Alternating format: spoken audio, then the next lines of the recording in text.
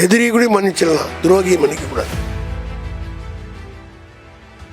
CA ஆக்டில் ஈழத்தமிழர்களையும் சேருங்க, இஸ்லாமியர்களையும் சேரணும். மோடி பிஜேபி கருதுகிறது காரணம் அவர்கள் பலவீனமாகிவிட்டார்கள். வணக்கம். சிஏஏ இந்திய குடியுரிமை திருத்த சட்டம் நேற்று இரவு மத்திய அரசால் அமல்படுத்தப்பட்டது. இப்போது நம்முடன் திமுக அமைப்பு செயலாளர் திரு RS பாரதி அவர்கள் நம்முடன் இருக்கிறார். அவரிடம் கேட்கலாம். ஐயா, இப்போ சிஏஏ நேற்று மத்திய அரசு நேற்று இரவே அமல்படுத்துறதுக்கு காரணம் என்ன?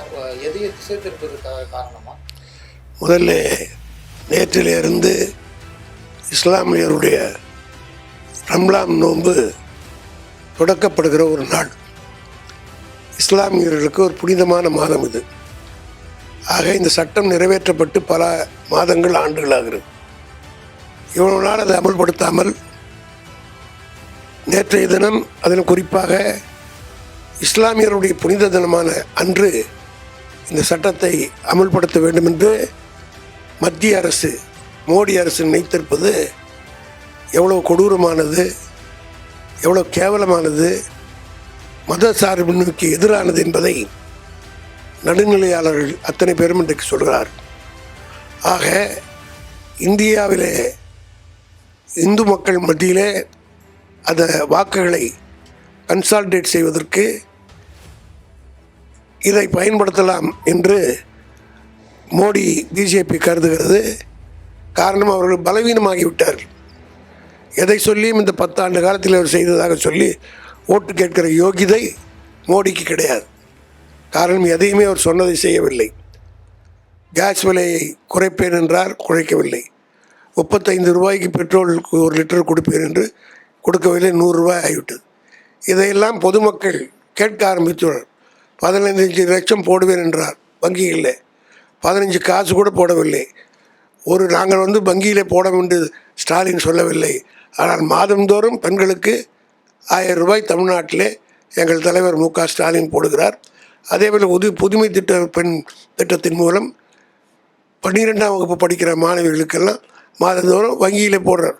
வங்கியிலே அரசாங்கம் பணம் போடுகிற ஒரே மாநிலம் தமிழ்நாடு. MK ஸ்டாலினுடைய அமைச்சரவையில் இருக்கக்கூடிய தமிழ்நாடு தான் நடக்கிறது என்றது பார்த்து வைத்தறிச்சல் தாங்க முடியாமல், யாருன்னா அவர் எதையுமே செய்யலை, கொடுமைகள் தான் செய்தார். இருக்கிற அதிகாரிகளை பிரித்தார், பறித்தார், விவசாயிகளை வீதியில் விட்டு அடித்தார், பல பேர் செத்தார்கள்.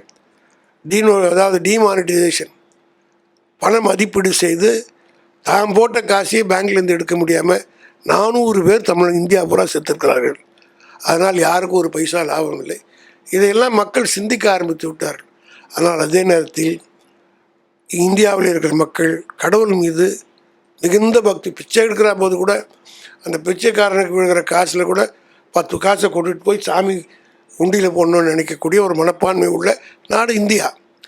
ஆக அந்த பக்தி, தெய்வீகம், இதன் மீது இருக்கிற ஒரு நம்பிக்கை வைத்து அந்த மோசடியை அந்த மக்கள் செய்யணுன்றதுக்காக அவர் ஏதோ இஸ்லாமியர்களுக்கு வெறுப்பு இங்கே தமிழ்நாட்டில் இருப்பது. காரணம் பெரியாரும் அண்ணாவும் கலைஞரும் இந்த மண்ணை பக்குவப்படுத்தி விட்டார்கள். ஆனால் உத்தரப்பிரதேச போன்ற மாநிலங்களில் இன்னும் அந்த நிலை இருக்குது. இஸ்லாமியர்கள் என்றாலே அது விரோதிகள் என்று பார்க்கக்கூடிய மனநிலை அங்கே எல்லோருக்கு இருக்குது அவங்க மத்தியில். ஏன்னா யூபியிலே ஒரு வீக் ஆகிடுச்சு. ராகுல் காந்தி ஊர்வலத்தை பார்த்த பிறகு அந்த மக்கள் மத்தியில் அவங்க அகிலேஷ் யாதவும் காங்கிரஸும் அங்கே கூட்டணி சேர்ந்து விட்டார்கள். அதனால் யூபியில் அவருக்கு சரிவு ஏற்பட்டது. ஏன்னா யூபி தான் போன தேர்தலில் அவங்களுக்கு 300 இடத்துல ஏறத்தாழ 70 இடம் அங்கே வந்துச்சு.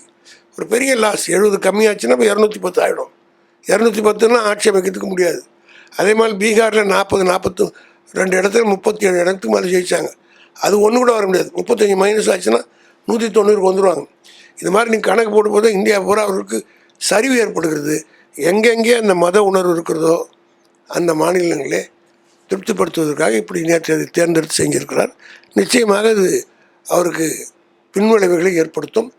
எதிர்ப்பாக தான் போய் சாரும். ஐயா இப்போ வந்து அந்த நாடாளுமன்ற தேர்தல் வந்து நெருங்கி வருது. இந்த நேரத்தில் வந்து சிஏஏ வந்து அவசர அவசரமாக அமல்படுத்துறதுக்கு காரணம் வந்து இந்த எஸ்பிஐயில் வந்து எலக்ட்ரல் பாண்ட்ஸ் முறைகேடு வந்து உச்சநீதிமன்றத்திலிருந்து நேற்று 15ஆம் தேதிக்குள்ளே வந்து கொடுக்கணும் அப்படின்ற அதை திசை திருப்பதற்காக பண்ணாங்களான்ற கேள்விகளும் இதில் எழுதுங்க. அது ஒரு புறம் இருந்தாலும் அதை தான் அந்த திசை திருப்பி அந்த பேசுகிற மக்களை தன்வயப்படுத்துவதற்கு இந்த மத கொண்டுட்டு போனால் சாயத்தை பூசினா அவரெல்லாம் மறந்துடுவாங்கன்னு நினைக்கிறாங்க. ஆனால் மறக்க முடியாது. காரணம் என்னென்னா இந்த எஸ்பி நேற்று தினம் சுப்ரீம் கோர்ட் போட்டிருக்கிற உத்தரவுப்படி இவர்களுக்கு யார் பணம் கொடுத்தாங்க வெளியே வரப்போகுது. அதை பார்த்த பிறகு இந்தியாவில் இருக்கிற மொத்த பேரும் மோடியை இந்த தேசத்தினுடைய விரோதி என்று சொல்லக்கூடிய அளவுக்கு மக்கள் மனசில் வரப்போகுது. அந்த பயம் அவங்களுக்கு வந்துருச்சு. எனக்கு இன்னும் பயம் இருக்குது. 15ஆம் தேதிக்குள்ளே அதை காட்டுவாங்களா, எதனாதுக்கு வேறு தில்முள் செய்வாங்களா, அதுக்குள்ளே போய் கோர்ட்டில் வேறு எதனா பண்ணுவாங்களான்றதுலாம் 15ஆம் தேதி வெளியில் வந்தால் தான் பார்க்கணும். இப்போ அதிமுக வந்து 2019 வந்து இந்த சிஏஏ சட்டத்தை வந்து அந்த நிறைவேற்றும் போது அவங்க வாக்களிச்சிருக்காங்க. இப்போ வந்து கூட்டணியிலேருந்து வெளியே வந்துட்டாங்க. ஏன்னா எங்களுக்கு சிறுபான்மையர் ஓட்டு வந்து வேணும் அப்படின்றதுக்காக, அதிகமாக பிஜேபியோட இருந்தால் சிறுபான்மையர் ஓட்டு கம்மியாயிடும் அப்படின்றதுக்காக. ஆனால் நேற்று அமல்படுத்துலேருந்து எந்த ஒரு அதிமுக தரப்புலேருந்து எந்த ஒரு பதிலும் வரல. ஒருவேளை ஒரு ரகசிய உடன்பாடு எதுவும் இருக்குன்ற இருக்கா? ரகசிய உடன்பாடு விட இந்த சட்டம் வர்றதுக்கே காரணம் அவங்க தான். அதாவது பிஜேபி காரனை கூட மன்னிச்சிடலாம். காரணம் என்னென்னா அவனுக்கு கொள்கை அது. ஆனால் சிறுபான்மை மக்களுடைய ஆதரவை பெற்று இங்கே தமிழ்நாட்டிலே மதசார்பு இன்மையோடு வாழ்கிற மக்கள் மத்தியில் வாக்குகளை பெற்று 13 பேர் ராஜ்யசபாவில் இருந்தாங்க. நானும் அப்போ ராஜ்யசபாவில் இருந்தேன். இந்த 13 அதிமுகவினர் ஓட்டு போடலைன்னு சொல்லியிருந்தா இந்த சிஏஏ பில்லே பாஸ் ஆகிருக்காது. காரணம் என்னென்னா அன்றைக்கி எங்கள் திமுக சார்பில் நாங்கள் 5 பேர் தான் இருந்தோம்.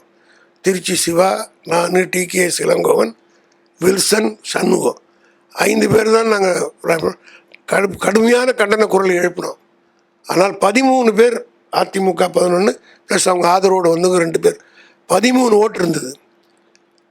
ராஜ்யசபையில் இன்றைக்கி ஓட்டெடுப்புக்கு நாங்கள் கேட்குறோம். ஓட்டெடுப்பு பொதுவாகவே பில் எப்படி பாஸ் ஆகும்னா ஆதரிப்போர் ஆமென்க எதிர்ப்போர் இல்லைங்கன்னு சேர்மன் சொல்லுவார். குரல் வாக்கோடு நிறைவேறும். ஆனால் இதற்கு வந்து வாக்கெடுப்பு நடத்தணும்னு நாங்கள் எல்லோரும் கேட்டோம். காரணம் என்னென்னா இந்த ஏடிஎம்கே தமிழ்நாட்டிலேருந்து போனவங்கன்றதுனால ஆதரிப்பாங்க, நம்ம ஜெயிச்சிடலாம், இந்த பில்லு பாஸ் ஆகாதுன்ற நம்பிக்கையோடு தான் நாங்கள் சொன்னோம். ஆனால் பாராளுமன்றத்தில் நானும் 6 வருஷமாக ராஜ்யசபையில் இருந்தேன். அதிமுக 11 பேரும் ஒட்டுமொத்தமாக அந்த சபையில் வந்து ஒரு நாள் உட்காந்தே கிடையாது. ஒரே ஒரு முறை உட்காந்தது அங்கே தினம். நான் முதல்ல பேசுகிற போது அடித்து பிடிச்சி ஓடியாந்து வந்து உட்காந்தாங்க.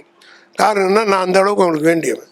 ஜெயலலிதா மீது நான் கேஸ் போட்டு எல்லாம் பண்ணேன்றதுனால நான் என்ன பேச போகிறேன் அப்படின்றதுக்கு அதை வர்ற போது ஒரு எம்பி கீழே விழுந்துட்டார். அது பின்னாடி கிட்ட சொன்னார். அவர் இப்போ எங்கள் கட்சிக்கு வந்து அவர் எம்எல்ஏ கூட ஆகிட்டார். அவர் விழுந்துட்டார். அப்போ சொன்னார் அவர், ஆனால் நீங்கள் பேசுகிறீங்கன்னு எல்லோரும் நீங்கள் இருக்கணும்னு சொல்லிட்டு அங்கேருந்து சொன்னாங்க. மொத்த பேர் அன்னைக்கு பிறகு இந்த வாக்கெடுப்பில் தான் 11 பேரும் உட்கார்ந்து 13 பேரும் வாக்களித்தார்கள். நாங்கள் 99 ஓட்டு வாங்கினோம்.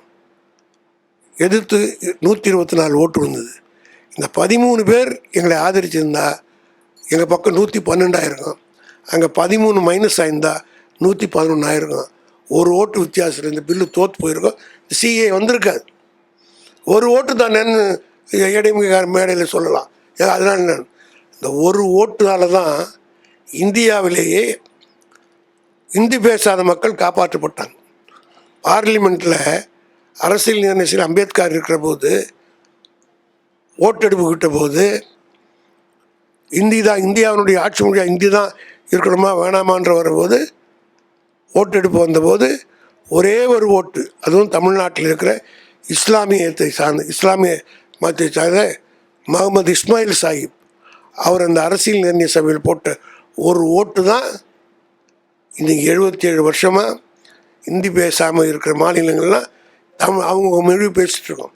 தமிழ் இன்றைக்கி இருக்குது, தமிழ்நாட்டில் பேசுகிறோம், ஆட்சி மொழியாக இருக்குதுன்னு சொன்னால் அன்றைக்கி இந்தியாவினுடைய ஆட்சி மொழியாக ஹிந்தி தான் நிறைவேற்றப்பட்டிருந்த அந்த சட்டம் இன்றைக்கி எல்லாம் இங்கே தமிழ்நாட்டில் ஹிந்தி தான் பேசியிருந்துருப்பாங்க. பெங்களூரை போல் உத்தரப்பிரதேசுக்கும் நமக்கு வந்து இங்கே ஹிந்தி தான் பேசணும்னு இருப்பான். இன்னும் சொல்ல போனால் ரொட்டி துண்ணு இருப்பான். அதெல்லாம் வந்திருக்கும். ஆனால் அந்த இஸ்மாயில் சாஹிப் ஒருத்தருக்கு என்ன ஒரு ஓட்டுன்னு சொல்கிறாங்களே, அந்த ஒரு ஓட்டு தான் இந்தியாவையே காப்பாற்றி இன்றைக்கு ஆங்கிலமும் நீடித்து கொண்டிருக்கிறதுன்னு சொன்னால் அந்த ஒரு ஓட்டு.